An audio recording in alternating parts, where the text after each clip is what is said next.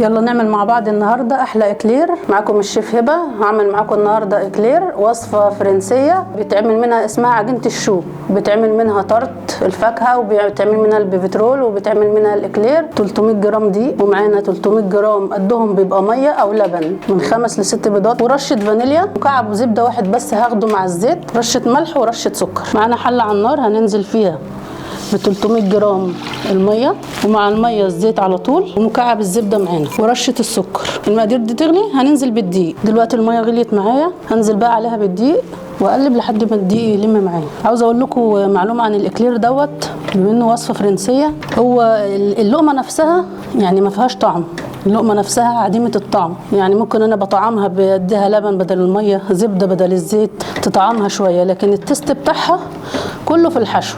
افضل اقلب كده لحد ما العجينه تلم معايا واحس ان الحله بقت نضيفه تماما كده. بقى هقلبها على حاجه مثلا رخامه، صينيه، اي حاجه لحد ما تبرد تماما. افردها كده عشان تبرد معايا بسرعه. دلوقتي هنسيب عجينه الشو تبرد معانا اهي. وطيتها في كيس ثلاجه، اي كيس عندي، فتحته وبسيبها تبرد تماما.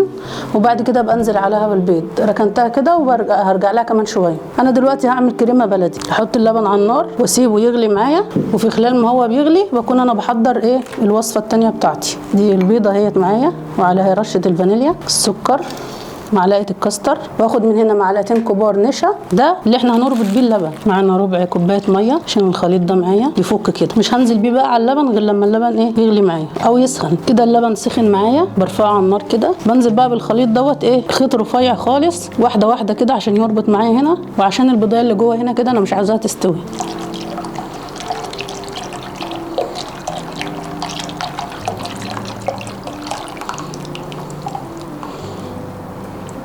عاوزه اقول لكم ان انا اديت اللبن دوت معلقه زبده، يعني معلقه صغيره كده تدي تست معايا برده. هرجعه تاني على النار. الكريمه بتربط معانا اهيت خلاص دقيقه، وهرفعها من على النار. تمام كده. طالما ابتدت تطلع فقاقيع كده يبقى خلاص كده ده القوام المناسب ليها. هسيبها بقى تبرد تماما. اكون خلصت الاكلير واحشي بيها. دي كده عجينه الشو بعد ما بردت زي ما انتم شايفينها كده، قادره ان انا امسكها بايدي. هنزل عليها البيض ومع الفانيليا. طبعا انا جايبه 6 بيضات بس مش هحطهم كلهم لحد ما اشوف انا هحتاج كام بيضايه. ننزل ببيضايه كده. دي كده يا جماعه العجينه بعد ما لمت معايا استعملت لها 6 بيضات كبار، وهحطها في كيس كريمه زي ما انتم شايفين كده ببلبله مقاس 19.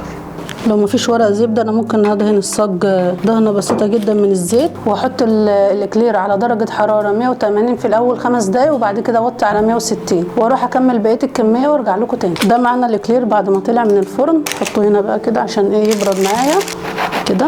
نفتحه كده.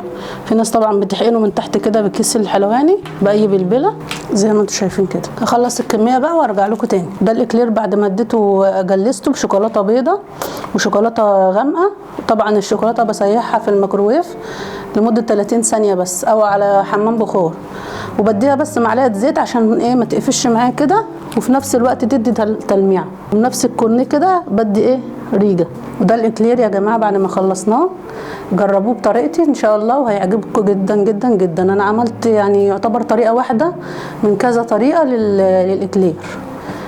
شوكولاته حليب وشوكولاته بيضه محشيه بالكريمه الباستري، وعملنا برضو بيفترول زي ما حضراتكم شايفين كده، وبيطلع منها طرط زي ما احنا قلنا. وان شاء الله مره تانية مع بعض هعمل لكم طرط الفاكهه بامر الله. وما تنسوش بقى لايك وشير، واستنى رايكم في التعليقات. كان معاكم النهارده الشيف هبه.